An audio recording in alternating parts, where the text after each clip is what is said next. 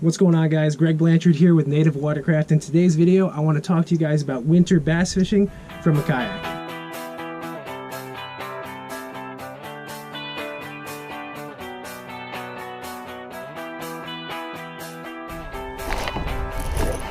Oh my god!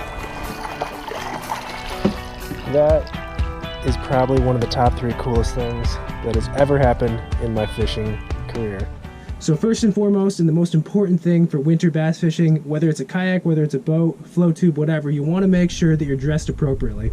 You want to dress in layers and make sure that the outer layer is at least waterproof or water resistant. Know your conditions, look at your forecast, and make sure that your conditions are favorable and safe for you to go out there. So the biggest thing that you guys want to think about in winter bass fishing from a kayak is your launch point. Depending on the size of your lake and how many launches you have, you definitely want to take a look at a topographic map. I like to use the Navionics app on my phone, and that way I can look the night before at certain launch points and where they are in relation to contours. I'm looking for the steepest contours or the darkest lines on my topographic map where it indicates a steep transition. Steep transitions next to flats are typically the areas that I like to target, and I will pick the launch that is closest to those areas. Now, I would say that in the winter time, I'm spending 75% of my time on the water looking at my graph. One of the reasons I like the Native Watercraft boats is because they have the propel drive, and you can pedal along or use a trolling motor to maneuver your way around the lake, cross those transitions, take a look at your graph, and find fish. What I'll do with my boat is I'll use the rudder control and the propel drive to actually zigzag across those steep transitions and look for fish.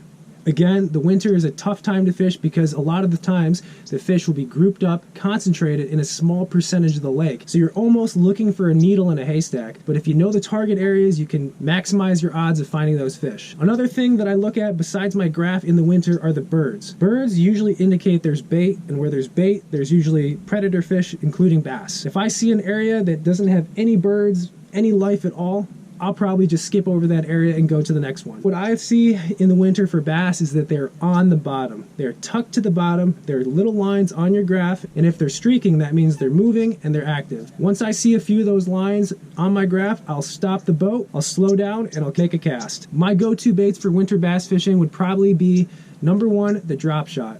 I like a couple different Dropshot baits, but in the winter I like smaller profile baits such as a shad worm, and with that kind of bait I like the Dropshot because I can put a heavier weight on the bottom, get it down to those deeper depths, and maximize my time in the strike zone. As far as working that drop shot, I will work it a lot slower than I typically do. Sometimes I'll drag the bait, sometimes I'll just dead stick it. But the big thing about winter fishing with all your baits is you want less movement, less action. Though I do like the drop shot, there are a couple other baits that I like to use in the winter that can definitely catch fish. I like to use an A-rig. Sometimes if you find the fish higher in the water column, or you have a little bit more wind in the winter, you can throw that A-rig, and that can really fire up some of those winter bass, especially if they're feeding around bait. Another bait that I found really helpful in the winter time is a spoon. Again, a spoon is a heavier bait that you can get down to the depths, talking 50 to 75 foot of water if the bass are in that depth, and you can really work it to try to get a reaction strike. Some people like to work the spoon slow, but I like to actually snap it, and with those snaps, you can sometimes get a fish to react